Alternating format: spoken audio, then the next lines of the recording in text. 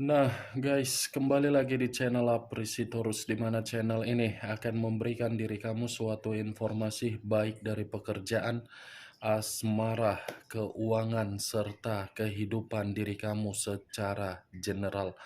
Sebelum saya memberikan suatu informasi dari berbagai aspek yang barusan saya katakan tadi, saya juga mengingatkan kepada teman-teman informasi yang saya berikan terhadap diri kamu bukan suatu acuan untuk kamu ambil dan untuk kamu terima. Saya hanya bisa memberikan diri kamu suatu informasi berdasarkan kartu yang saya pegang ini. Diri kamu hanya bisa berencana terhadap kehidupan kamu, akan tetapi di balik dari informasi dan perencanaan tersebut, lagi-lagi yang menentukan adalah Sang Pencipta. Sebelum saya mengambil satu persatu kartu yang saya pegang ini secara acak, saya juga mengingatkan kepada teman-teman apabila ketemu dengan channel saya agar menekan tombol subscribe-nya dan menyalakan loncengnya supaya next video saya lebih semangat untuk memberikan suatu informasi baik terhadap kondisi energi kamu, manusia yang selama ini kamu prioritaskan, serta pihak ketiganya. Oke Wak Geng, sama seperti biasanya, saya tidak memiliki judul atau topik yang akan saya angkat atau yang akan saya bahas, tetapi saya akan berusaha untuk berbagi cerita dari setiap kartu yang akan saya ambil nanti secara acak. Apakah cerita di balik dari kartu tersebut akan memberikan suatu gambaran yang bersifat positif atau kebalikannya? Kita langsung saja. Saya akan mengambil beberapa kartu, di mana kartu yang akan saya ambil nanti bisa saja bersifat resonate, bisa saja tidak bersifat resonate. Semuanya saya kembalikan terhadap pola pemikiran kamu, semuanya saya kembalikan terhadap situasi energi yang kamu miliki untuk saat ini.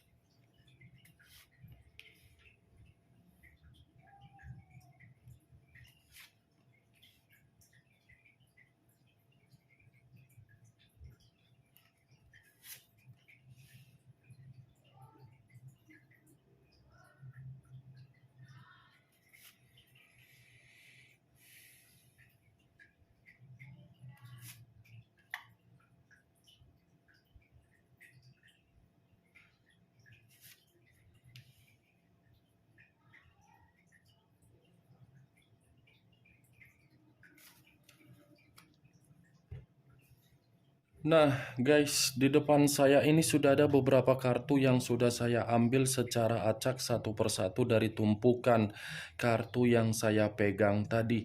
Apakah informasi atau cerita di balik dari kartu yang ada di depan saya ini akan memberikan suatu gambaran yang bersifat positif atau kebalikannya? Kita langsung terhadap kartu pertama. Muncul kartu ini. Sekali lagi saya mengatakan muncul kartu yang saya pegang ini, di mana kemunculan kartu yang saya pegang ini seperti memberikan suatu isyarat atau berbicara terhadap kondisi satu energi, yang dimana kondisi energi tersebut untuk saat ini saya melihat dan saya merasakan sepertinya ada satu bentuk pergerakan, tetapi bentuk pergerakan ini berasal dari kondisi batin. Kondisi batin yang bisa saja saya mengatakan sudah benar-benar mengikhlaskan dan melepaskan dari situasi perjalanan komitmen. Melepaskan atau menghilangkan bukan berarti tidak menyimpan suatu kondisi kesedihan, tetapi berusaha untuk memaafkan kondisi yang sudah terjadi. Ya, ibaratnya situasi yang sudah terjadi ini dari perjalanan komitmen mau tidak mau harus berpikiran untuk bergerak demi ke depannya. Kalau saya mencoba untuk mengarahkan kartu yang saya pegang ini terhadap posisi energi yang dimiliki oleh pihak lain atau orang lain, serta mengesampingkan satu energi yang saya katakan tadi, kartu yang saya pegang ini cukup jelas untuk mengatakan secara karakter, secara watak pihak lain memang begitu sangat mengerikan. Mengerikan dalam arti apa? Selalu memberikan situasi ketegangan ketika ada satu bentuk ikatan komitmen yang sakral. Bukan hanya ketegangan yang diberikan oleh pihak lain secara karakter, tetapi pihak lain pun seakan-akan masih saja memberikan sikap yang berupa intimidasi. Apa yang barusan saya katakan tadi bisa saja mengarah terhadap posisi energi kamu, dan apa yang barusan saya katakan tadi bisa saja mengarah terhadap manusia yang selama ini kamu prioritaskan tetapi pergi meninggalkan diri kamu. Akan tetapi, sebelum saya memberikan suatu informasi terhadap kemunculan kartu yang saya pegang ini, terlebih dahulu saya akan mengarah terhadap diri kamu sebelum saya mengarah terhadap manusia tersebut. Sebelum saya mengarah terhadap manusia itu, terlebih dahulu saya akan mengarah terhadap diri kamu. Di mana ketika diri saya mengarah terhadap posisi energi kamu, baik secara pemikiran, perasaan, atau kondisi batin kamu, dari ketiga aspek yang barusan saya katakan tadi, kalau seandainya saya masih tetap menarik dari kata komitmen, sejauh ini komitmen kamu sudah memberikan diri kamu itu suatu bentuk kelelahan. Kelelahan secara pemikiran, kelelahan secara mental. Mantap kali perjalanan komitmen kamu, Wak Geng. Lelah bukan karena diri kamu yang kalah, tetapi lelah karena diri kamu ini menganggap orang yang kamu prioritaskan kapan memiliki sikap perubahan. Kapan bisa memberikan diri kamu suatu bentuk ketenangan. Itu yang saya lihat. Saya tidak tahu apa yang saya katakan tadi itu tersinkron di dalam komitmen kamu. Saya kurang mengerti. Tetapi itulah yang saya lihat. Serba salah diri kamu ini di dalam komitmen kamu.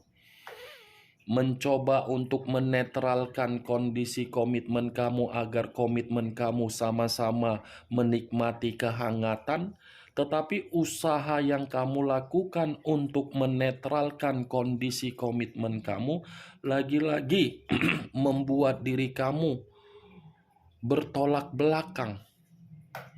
Karena orang yang kamu prioritaskan tidak habis-habisnya untuk membuat diri kamu ini merasa tidak nyaman. Bertolak belakang ini antara diri kamu dengan manusia yang kamu prioritaskan. Kamu menginginkan kedamaian, sementara orang yang kamu prioritaskan menginginkan ketegangan. Kamu menginginkan suatu bentuk kenyamanan, tetapi orang yang kamu prioritaskan memberikan diri kamu konflik. Itu yang saya lihat. Kalau saya berbicara dari sisi keuangan kamu, saya rasa saya hanya sekedar menyarankan diri kamu, kendalikannya seluruh pengeluaran yang ada di dalam diri kamu. Karena kalau kamu tidak bisa mengendalikan kondisi keuangan kamu dari pengeluaran kamu, Saya rasa keuangan tersebut akan menjebak diri kamu di dalam situasi yang akan membuat diri kamu merasa menerima berbagai resiko nanti. Saya hanya sekedar menyarankan, Wak Geng, bukan dalam arti saya ingin memberikan diri kamu suatu bentuk sugesti. Saya paham dan saya mengerti bagaimana beban dan tanggung jawab dan kondisi yang kamu pikul. Tetapi kendalikan saja. Kalau saya berbicara dari situasi pekerjaan kamu, lagi-lagi saya pun mengatakan ini tidak berbeda jauh dari situasi perasaan kamu ketika kamu menerima yang namanya komitmen. Ini kondisi pekerjaan kamu seperti pekerjaan yang dilakukan sesuai dengan job desk kamu, tetapi ada saja yang mencoba untuk mencari kesalahan kamu. Ada saja yang selalu membuat diri kamu merasa tidak nyaman. Dan saya pun melihat sebenarnya diri kamu ini sudah merasa jenuh di dalam pekerjaan kamu. Tetapi mau tidak mau kamu pun harus melakukannya karena memang diri kamu ini seperti orang yang dipaksa, yang ditekan di dalam satu kondisi. Itu yang saya lihat. Berbicara mengenai kondisi kesehatan, lagi-lagi saya pun mengingatkan diri kamu. Jangan bohongi kesehatan kamu kalau memang kesehatan kamu itu menginginkan yang namanya ketenangan. Jangan maui kondisi pemikiran kamu yang overthinking berkaitan terhadap kesehatan kamu. Ya, Wak Geng, jangan maui, jangan ikuti pergerakan dari pemikiran kamu yang overthinking mempengaruhi kesehatan kamu. Karena kalau kamu merasa tidak sehat, yang merasa dirugikan siapa? Banyak orang nanti yang akan merasa dirugikan ketika kesehatan kamu drop. Apa yang barusan saya katakan tadi, itu masih berdasarkan dari pergerakan energi kamu. Belum acuannya dari kartu yang saya pegang ini. Kalau acuannya dari kartu yang saya pegang ini, saya kembalikan lagi di dalam posisi energi kamu, terutama di dalam komitmen kamu. Komitmen kamu itu sudah membuat diri kamu begitu sangat stres, begitu sangat depresi, begitu membuat diri kamu menerima resiko. Resiko yang saya katakan ini berupa sakit hati dan dendam. Ini kartu yang saya pegang terdiri dari 5 pedang.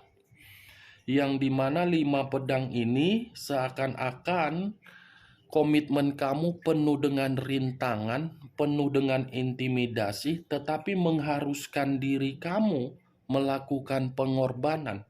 Pengorbanan yang kamu lakukan membuat diri kamu menerima kegagalan. Kan, Wak Geng? Menerima kegagalan kan diri kamu kan? Kegagalan itu karena memang orang yang kamu prioritaskan tidak pernah untuk berbicara jujur, tidak pernah mau menerima puas dari apa yang kamu berikan, selalu merasa kurang, dan kurang. Padahal ketika kamu memberikan sesuatu hal terhadap orang yang kamu prioritaskan, kamu itu berjuang untuk memperoleh apa yang dia minta.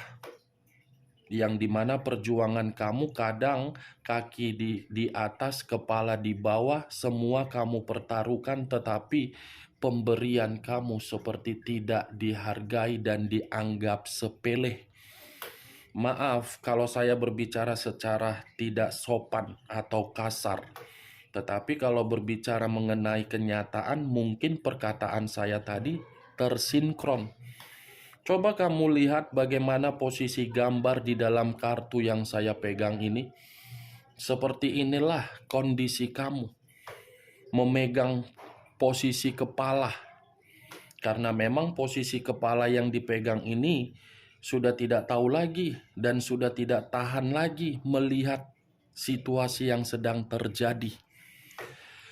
Kalau saya mengarahkan kartu yang saya pegang ini terhadap posisi energi yang dimiliki oleh manusia yang selama ini kamu prioritaskan tetapi pergi meninggalkan diri kamu, kartu ini pun sama berbicaranya terhadap kondisi kamu, tetapi versinya sedikit berbeda. Versi kamu karena memang orang yang memanfaatkan kamu. Tetapi versi manusia itu, dia terintimidasi, dia menerima kemalangan, dia menerima yang namanya resiko, dia menerima yang namanya bentuk stres, dia menerima yang namanya situasi perselisihan, karena memang manusia ini selalu mencari keuntungan dengan berbagai cara. Baik itu secara ilegal, legal, itu akan dia lakukan. Apa yang dia perbuat terhadap orang lain demi keuntungan yang dia perbuat seakan-akan memunculkan perselisihan terhadap diri dia. Di mana perselisihan yang muncul ini seakan-akan mengatakan manusia itu posisinya untuk saat ini lagi tidak tenang, lagi tidak nyaman, lagi menerima berbagai kondisi yang membuat diri dia gagal. Nih, Dewa Geng. Kemunculan kartu yang saya pegang ini memang saya mengakui, saya tadi mengatakan posisi energi kamu. Tetapi bukan berarti saya ingin membahas mengenai energi kamu secara mendominasi untuk 100%. Karena saya memiliki keyakinan dan kepercayaan terhadap diri kamu bahwasannya diri kamu itu mampu untuk mengatasi situasi yang sedang terjadi terhadap diri kamu. Yang ingin saya bahas adalah manusia yang meninggalkan diri kamu. Karena tadi saya sudah mengatakan sinyal pertama manusia itu tidak tenang. Apakah kartu berikutnya akan mendukung atau kebalikannya? Muncul kartu Nine of Wands, terdiri dari 9 tongkat. Kalau saya mencoba untuk menarik satu tongkat dari ke-9 tongkat yang barusan saya katakan tadi, satu tongkat yang saya tarik ini seperti mengatakan manusia itu lagi penuh dengan kewaspadaan. Manusia itu lagi penuh dengan kewaspadaan karena memang ada masalah yang tak terduga, yang tak dia inginkan. Masalah ini tiba-tiba muncul. Masalah ini seakan-akan menitik beratkan diri dia agar pemikiran dia ini merasa menerima ancaman. Kalau kembali mengenai karakter dia, mungkin karakter dia ini yang bersifat keras kepala, yang selalu menuntut berbagai orang agar orang bisa menghargai dia, bisa mengayomi dia, dan bisa memberikan diri dia keuntungan. Bisa saja dari karakter itu yang membuat manusia tersebut merasa waspada dan merasa menerima masalah. Nih, Dewa Geng. Karena 9 tongkat ini pun bisa memberikan suatu gambaran yang dimana pergerakan energi dia, pergerakan energi yang benar-benar sedang terluka di luar dari apa yang saya katakan berupa waspada dan masalah. Muncul kartu Page of Pentacles, terdiri dari 1 koin. Kalau saya mencoba untuk menarik kata koin, koin ini seperti mengatakan situasi yang membuat manusia itu merasa terluka. Ini ada kaitannya terhadap keborosan dia. Karena keborosan yang dia lakukan sudah menimbulkan manusia itu untuk memikirkan kebodohannya sendiri. Kebodohan dia ini sudah menempatkan posisi keuangan dia untuk miskin. Kebodohan dia ini sudah menempatkan posisi diri dia untuk menerima kondisi keuangan yang buruk. Saya rasa kalaupun saya kaitkan di dalam karakter dia kembali yang lebih mendominasi untuk berfoya-foya, mungkin keuangan ini bisa berdampak buruk, Wak Geng. Ketiga kartu yang saya pegang ini mengatakan posisi diri dia memang posisi yang lagi urgent. Posisi yang dimana manusia itu seperti tidak tahu harus bertindak apa kalau dia melihat kondisi keuangan dia yang lagi miskin. Muncul kartu 10 tongkat. Terdiri dari 10 tongkat. Kalau saya mencoba untuk menarik satu tongkat dari ke-10 tongkat yang barusan saya katakan tadi, bukan hanya berbicara secara keuangan manusia ini lagi miskin, tetapi berbicara secara mental manusia ini lagi terbebani. Berbicara mengenai situasi tanggung jawab, ini manusia sedang memikul yang namanya tanggung jawab, tetapi apa yang dia pikul dari tanggung jawab dia ini bentuk dari kesalahan dia, yang dimana manusia itu sudah pergi dan mengambil satu keputusan untuk mengabaikan diri kamu. Ini manusia seperti menerima suatu kondisi yang dipaksa agar mengharuskan diri dia hancur. Hancur karena memang ini manusia kan kesalahan dia sendiri, Wak Geng. Beban, tanggung jawab, pundak terasa berat.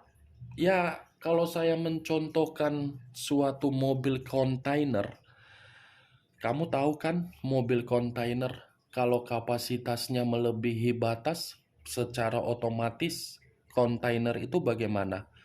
Oleng atau stabil? Oleng kan? Nah, seperti itulah. Oleng bukan karena situasinya yang berpikiran secara waras, tetapi berpikiran secara apa? Tidak waras akibat dari ketamakan, kerakusan. Dia mengira mengabaikan diri kamu itu adalah suatu bentuk keputusan yang paling tepat agar kehidupan dia jauh lebih baik dan kondisi keuangan dia jauh lebih baik. Malah bertolak belakang. Keputusan dia untuk mengabaikan diri kamu membuat diri dia overload. Overload, Wak Geng. Muncul kartu 8 pedang. 8 pedang. Kalau saya mencoba menarik satu pedang dari ke-8 pedang tersebut, satu pedang yang saya tarik ini mengatakan seperti apa? Kondisi yang overload mengharuskan manusia itu terpojokkan dari kesalahan dia sendiri. Kondisi overload membuat posisi diri dia sebagai korban untuk memberikan sesuatu hal, padahal apa yang dia berikan ini dari komitmen yang seharusnya tidak dia jalankan, membuat diri dia merasa seperti korban. Korban, Wak Geng. Ini 8 pedang. Terpenjara, tercekik, terpojokkan, terintimidasi, tertekan. Semua pakai ter.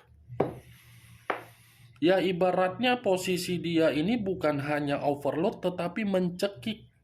Mencekik dalam arti apa? Batin. Tuh, bagaimana, Wak Geng? Dari apa yang saya katakan tadi, apakah bisa kamu terima secara logika kamu? Hah? Ya, kalau menurut diri kamu cocok secara logika kamu, ya silakan angkat. Tetapi kalau menurut diri kamu tidak cocok secara logika kamu, ya tidak usah kamu angkat.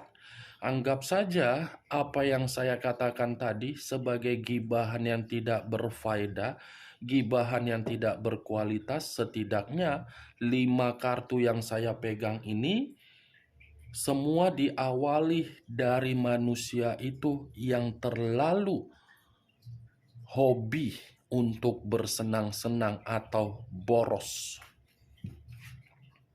Muncul 10 pedang.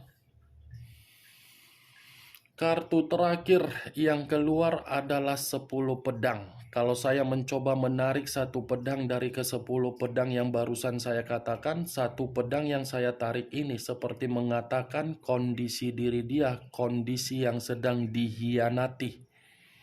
Dihianati bisa saja dari komitmen dia yang selama ini dia bangga-banggakan, yang selama ini dia perlihatkan terhadap diri kamu, yang selama ini dia pamerkan, di mana komitmen itu sudah gagal. Tetapi walaupun saya mengatakan gagal, manusia itu masih dikendalikan. Dia yang dihianati, dia yang menerima kegagalan, tetapi dia pun masih dikendalikan. Di luar dari apa yang saya katakan barusan, 10 pedang ini pun bisa mengatakan terhadap situasi keuangan dia, yang dimana keuangan dia berada di dalam titik paling rendah. Titik paling rendah seakan-akan mengatakan manusia itu lagi hancur. Itu dia Wak Geng. Oke Wak Geng, hanya itu yang bisa saya berikan informasinya terhadap diri kamu dari keenam kartu yang saya pegang ini. Tetapi sebelum saya menutup perkataan dan ucapan saya tadi, sekali lagi saya mengingatkan, saya tidak memberikan diri kamu suatu bentuk sugesti agar sugesti tersebut bermain di dalam pemikiran kamu. Semua saya kembalikan terhadap pola pemikiran kamu.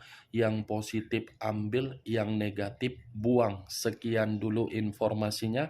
Salam kartu tarot, salam zodiak.